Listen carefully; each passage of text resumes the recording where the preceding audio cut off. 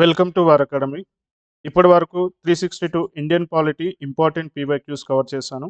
ఈరోజు వీడియోలో UPSC, TGPSC, APPSC conduct చేసిన ఎగ్జామ్లో మల్టిపుల్ టైమ్స్ రిపీట్ అయిన 12 ఎంసీక్యూస్ని కవర్ చేశాను. మీరు రాసే ఏ స్థాయి కాంపిటేటివ్ ఎగ్జామ్ అయినా సరే ఈ 12 ఎంసీక్యూస్ మీకు యూజ్ అవుతుంది.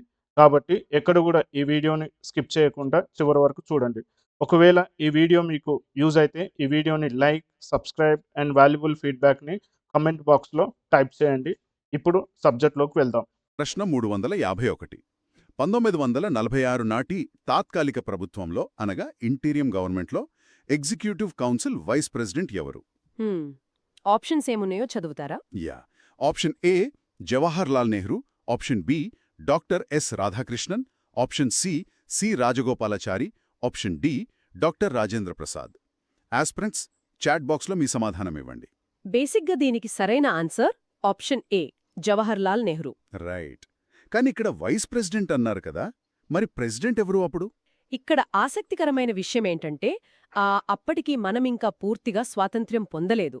కాబట్టి ఆ తాత్కాలిక ప్రభుత్వానికి హెడ్ లేదా ప్రెసిడెంట్గా వైస్రాయ్ లార్డ్ వేవెల్ ఉన్నారు. ఓహో, అంటే బ్రిటిష్ వైస్రాయ్ ప్రెసిడెంట్గా ఉన్నారన్నమాట. అవును.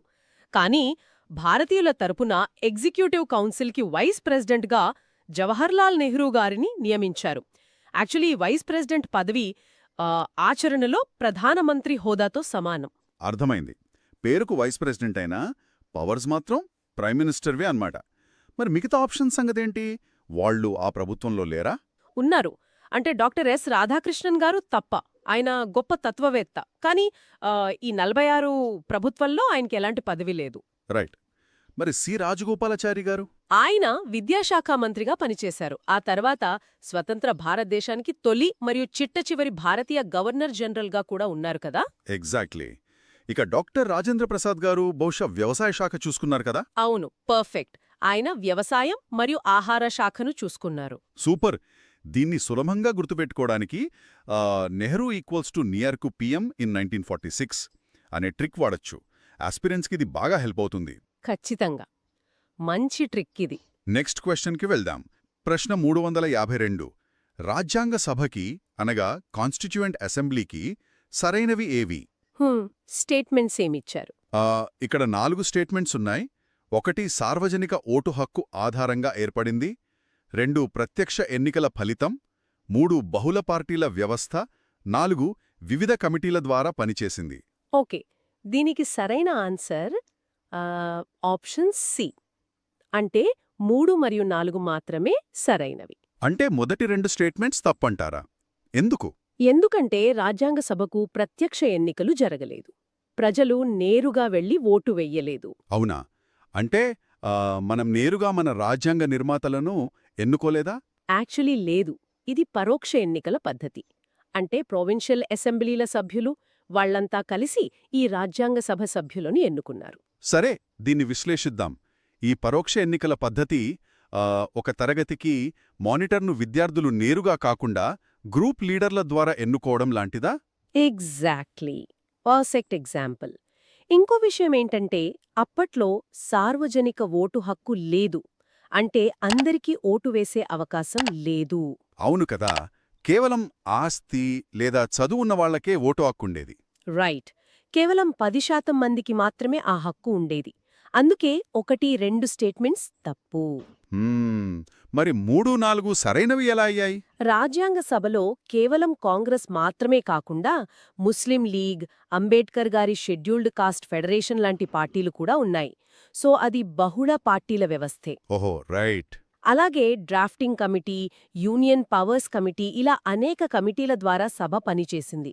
కాబట్టి 3, 4 కరెక్ట్. Super logic. నెక్స్ట్ ప్రశ్న 353. ఇండియా మరియు అమెరికా ఫెడరల్ సిస్టంలో ఉన్న ఉమ్మడి లక్షణమేంటి? Option A single citizenship, option B 3 జాబితాలు, option C dual judicial system, option D రాజ్యాంగాన్ని అన్వయించడానికి ఫెడరల్ సుప్రీంకోర్టు. దీనికి సరైన ఆన్సర్ ఆప్షన్ డి. 2 దేశాల్లోనూ రాజ్యాంగాన్ని వ్యాఖ్యానించడానికి అంటే ఇంటర్ప్రెట్ చేయడానికి ఒక సుప్రీంకోర్టు ఉంటుంది. రైట్. మరి మిగతా ఆప్షన్స్ ఎందుకు కాదో చూద్దామా? ఆప్షన్ ఏ సింగిల్ సిటిజన్షిప్ అన్నారు కానీ అమెరికాలో డ్యూయల్ సిటిజన్షిప్ ఉంటుంది కదా? అవును. అమెరికాలో దేశానికి ఒక పౌరసత్వం, ఆయా రాష్ట్రాలకు ఇంకో పౌరసత్వం ఉంటుంది. కానీ ఇండియాలో మనందరికీ ఒకటే పౌరసత్వం. యా, అలాగే 3 జాబితాలు అంటే కేంద్ర, రాష్ట్ర, ఉమ్మడి జాబితాలు మన దగ్గర ఉన్నాయి కానీ అమెరికాలో లేవు కదా? కరెక్ట్. అక్కడ రాష్ట్రాలకుండే అధికారాలు స్పష్టంగా వేరు చేయబడి ఉంటాయి. సో ఆప్షన్ బి కూడా తప్పే. ఇక డ్యూయల్ జ్యుడిషియల్ సిస్టమ్. మన దగ్గర ఇంటిగ్రేటెడ్ జ్యుడిషియరీ ఉంది. అంటే కింద కోర్టుల నుండి సుప్రీంకోర్టు వరకు ఒకే చైన్. యా, యాక్చువల్లీ అమెరికాలో అలా కాదు. ఫెడరల్ చట్టాలకు ఫెడరల్ కోర్టులు, రాష్ట్ర చట్టాలకు రాష్ట్ర కోర్టులు వేరువేరుగా ఉంటాయి. అందుకే ఆప్షన్ సి కూడా ఎలిమినేట్ అయిపోయింది. ఫైనల్గా ఆప్షన్ డి మాత్రమే కరెక్ట్ అన్నమాట. సూపర్. ఇప్పుడు క్వశ్చన్ నెంబర్ 354. జాబితా 1 అనగా షెడ్యూల్స్ను, జాబితా 2 అనగా సబ్జెక్టులతో జతపరచండి. మ్యాచింగ్ డెడక్షన్ అన్నమాట. యా, జాబితా 1లో ఏ 3వ షెడ్యూల్, బి 4వ షెడ్యూల్, సి 7వ షెడ్యూల్, డి 8వ షెడ్యూల్. ఇక జాబితా 2లో 1 కౌన్సిల్ ఆఫ్ స్టేట్స్లో సీట్ల కేటాయింపు, 2 ప్రమాణ స్వీకారాలు, 3 భాషలు, 4 చట్టాలు చేయడానికి సంబంధించిన జాబితాలు. దీనికి సరైన మ్యాచ్ ఆప్షన్ డి, అనగా 2, 1, 4, 3. ఒకసారి వివరంగా చూద్దాం. తప్పకుండా. 3వ షెడ్యూల్ ఎప్పుడు ప్రమాణ స్వీకారాలకు అంటే ఓట్స్కి సంబంధించింది. సో ఏకి 2. రైట్. 4వ షెడ్యూల్ అనేది రాజ్యసభ సీట్ల కేటాయింపు గురించి చెప్తుంది. సో బికి 1. ఇక 7వ షెడ్యూల్ ఇందాకే మాట్లాడుకున్నాం కదా, కేంద్ర రాష్ట్ర జాబితాల గురించి. సో సికి 4. ఇక మిగిలింది 8వ షెడ్యూల్ మన అధికారిక భాషల గురించి. డికి 3. ఎగ్జాక్ట్లీ.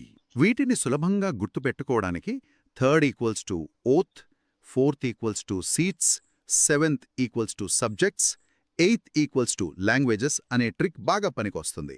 చాలా మంచి ట్రిక్. ఇలా సింపుల్ కీవర్డ్స్తో గుర్తుపెట్టుకుంటే కన్ఫ్యూజన్ ఉండదు. రైట్. ఆస్పిరెంట్స్, తరువాతి ప్రశ్నకి వెళ్లే ముందు ఒక ముఖ్యమైన విషయం.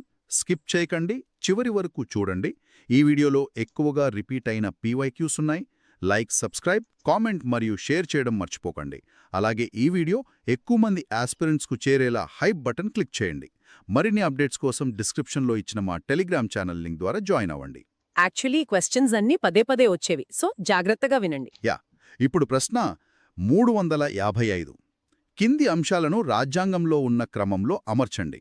1 యూనియన్ మరియు దాని భూభాగం, 2 ప్రాథమిక విధులు, 3 పౌరసత్వం, 4 ఆదేశిక సూత్రాలు అంటే డిపిఎస్పి. దీని ఆన్సర్ ఆప్షన్ బి, అనగా 1, 3, 4, 2.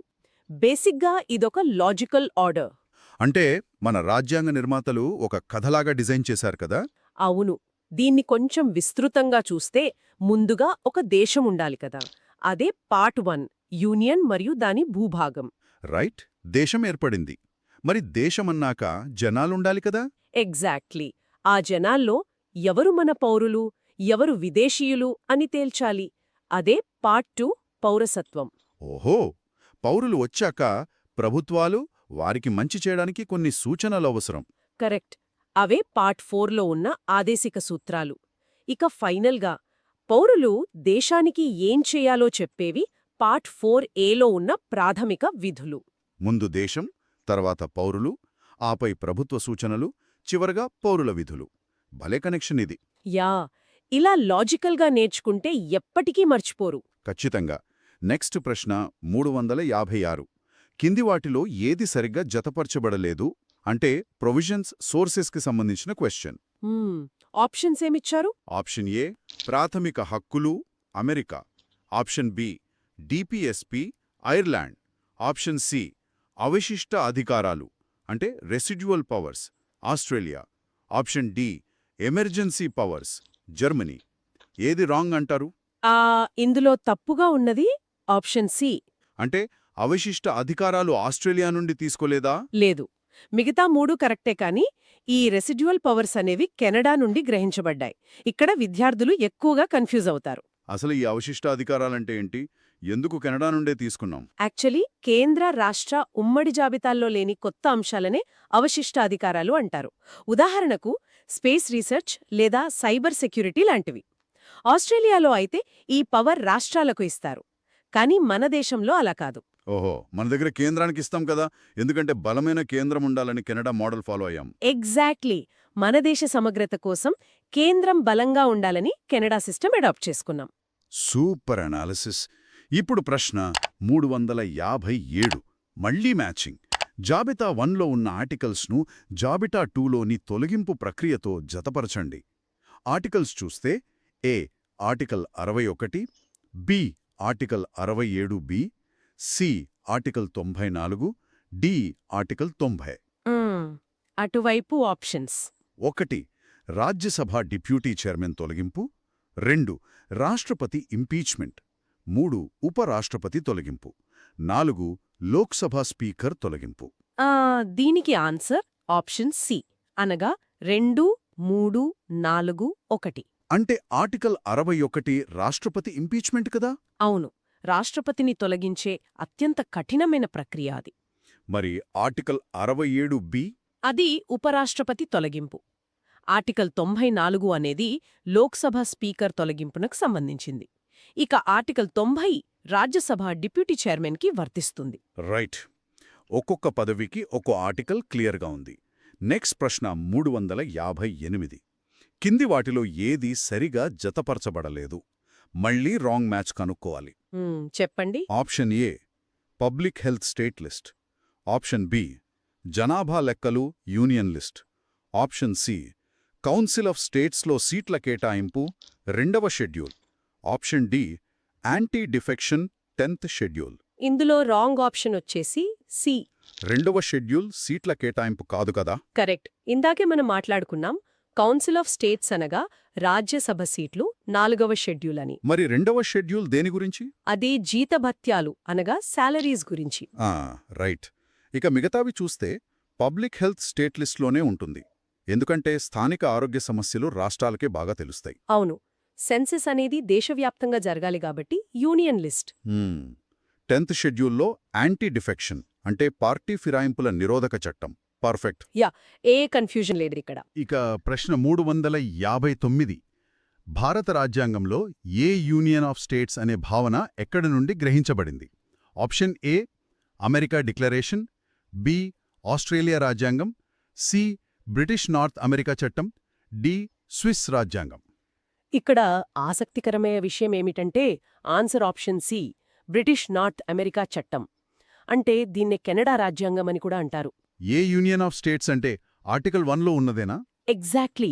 India, that is Bharat, shall be a union of states. ఇక్కడ ఫెడరేషన్ అనే పదం వాడకుండా కావాలని యూనియన్ అని వాడారు అంబేద్కర్ గారు. ఓహో, ఎందుకంటే మన రాష్ట్రాలకు విడిపోయే హక్కు లేదు కదా? పర్ఫెక్ట్. ఇదొక ఇండిస్ట్రక్టబుల్ యూనియన్, అంటే బిడదీయరాని బంధమన్నమాట. ఈ కాన్సెప్ట్ మొత్తం కెనడా మోడల్. చాలా క్లియర్గా అర్థమైంది.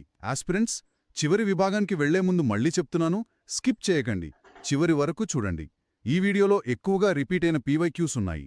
లైక్, సబ్స్క్రైబ్, కామెంట్ మరియు షేర్ చేయడం మర్చిపోకండి. అలాగే ఈ వీడియో ఎక్కువ మంది ఆస్పిరెంట్స్కు చేరేలా హైప్ బటన్ క్లిక్ చేయండి. మరిన్ని అప్డేట్స్ కోసం డిస్క్రిప్షన్లో ఇచ్చిన మా టెలిగ్రామ్ ఛానల్ లింక్ ద్వారా జాయిన్ అవ్వండి. ఈ లాస్ట్ 3 క్వశ్చన్స్ చాలా చాలా ఇంపార్టెంట్. అవును. ప్రశ్న 360. 3వ షెడ్యూల్లో కింది వాటిలో ఎవరి ప్రమాణ స్వీకారాలు పొందుపరచబడ్డాయి? 1 కేంద్ర మంత్రి, 2 సుప్రీంకోర్టు ప్రధాన న్యాయమూర్తి, 3 భారత రాష్ట్రపతి, 4 పార్లమెంట్ సభ్యుడు. ఓకే, ఇక్కడ ఎగ్జామినర్ వేసిన పెద్ద ట్రాప్ ఉంది. అవునా? ఏంటది? ఆన్సర్ ఆప్షన్ సి, అనగా 1, 2 మరియు 4 మాత్రమే. వెయిట్, అంటే రాష్ట్రపతి ప్రమాణ స్వీకారం 3వ షెడ్యూల్లో లేదా? యాక్చువల్లీ లేదు. చాలామంది ప్రమాణాలు అనగానే గుడ్డిగా 3వ షెడ్యూల్ అనుకుంటారు. కానీ రాష్ట్రపతి ప్రమాణం రాజ్యాంగంలోని ఆర్టికల్ 60లో ప్రత్యేకంగా రాసి ఉంది. అలా ఎందుకు? దేశ ప్రథమ పౌరుడి ప్రమాణాన్ని షెడ్యూల్లో ఎందుకు పెట్టలేదు? మంచి ప్రశ్న. మంత్రులు, ఎంపీలు రాజ్యాంగం పట్ల విశ్వాసం చూపుతాము అని ప్రమాణం చేస్తారు. కానీ రాష్ట్రపతి ప్రమాణం చాలా బరువైనది.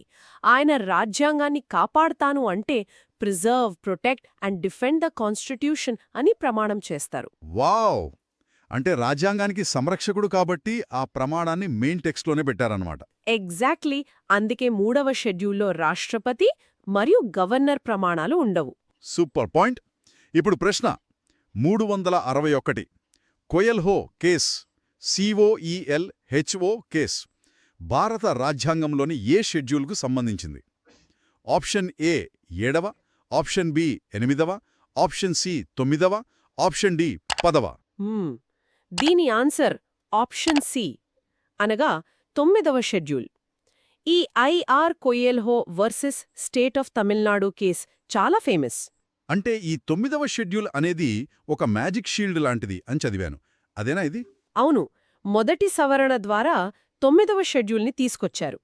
అందులో పెట్టిన చట్టాలను కోర్టులు న్యాయ సమీక్ష, అనగా జ్యుడిషియల్ రివ్యూ చేయకూడదు అని ఒక రూల్ పెట్టారు. ఓహో, అంటే ప్రభుత్వాలకి నచ్చిన చట్టాలను అందులో వేసేస్తే కోర్టులు ఏం చేయలేవన్నమాట. మరి కేసులో ఏమైంది? 2007లో సుప్రీంకోర్టు ఆ షీల్డ్ని బద్దలు కొట్టింది. మీరు 9వ షెడ్యూల్లో పెట్టిన చట్టాలు కూడా బేసిక్ స్ట్రక్చర్ను ఉల్లంఘిస్తే ఖచ్చితంగా మేం రివ్యూ చేస్తాము అని తీర్పునిచ్చింది. అద్భుతం. అంటే ఇకపై 9వ షెడ్యూల్ దేనికి అతీతమైన మ్యాజిక్ షీల్డ్ కాదన్నమాట. కరెక్ట్. బేసిక్ స్ట్రక్చర్ని టచ్ చేస్తే ఏ చట్టమైనా కోర్టు ముందుకు రావాల్సిందే. గ్రేట్. ఇక ఇవాల్టి మన చివరి ప్రశ్న 362. ప్రవేశిక అంటే ప్రియాంబుల్ రాజ్యాంగంలో భాగం కాదని సుప్రీంకోర్టు మొదట ఏ కేసులో ప్రకటించింది? Option A Berubari, B Sajjan Singh, C Golaknath, D Kesavananda Bharati. దీనికి సరైన సమాధానం ఆప్షన్ ఏ, బెరుబారి కేసు. ఇది 1960లో జరిగింది. ఒక్క నిమిషం. ప్రవేశిక రాజ్యాంగంలో భాగం కాదని సుప్రీంకోర్టే చెప్పిందా? యాక్చువల్లీ అవును. ఆ కేసులో ప్రవేశిక అనేది ప్రభుత్వానికి ఎలాంటి అధికారాలు ఇవ్వదు కాబట్టి అది రాజ్యాంగంలో భాగం కాదు అని కోర్టు భావించింది. కాని ఇప్పుడు మనం ప్రవేశిక రాజ్యాంగంలో అంతర్భాగమనే చదువుకుంటాం కదా? అవును, ఎందుకంటే 1973లో వచ్చిన కేశవానంద భారతి కేసులో సుప్రీంకోర్టు తన పాత తీర్పును వెనక్కి తీసుకుంది. ఓహో, అప్పుడేమని చెప్పింది? రాజ్యాంగ సభ ముందుగా రాజ్యాంగాన్ని మొత్తం రాసి చివరగా ప్రవేశికను ఆమోదించింది. సో ఆ ప్రవేశిక ఖచ్చితంగా రాజ్యాంగంలో భాగమే అని క్లారిటీ ఇచ్చింది. ఒకవేళ ఈ వీడియో మీకు యూజ్ అయితే ఈ వీడియోని లైక్, సబ్స్క్రైబ్ అండ్ వాల్యుబుల్ ఫీడ్బ్యాక్ని కమెంట్ బాక్స్లో టైప్ చేయండి.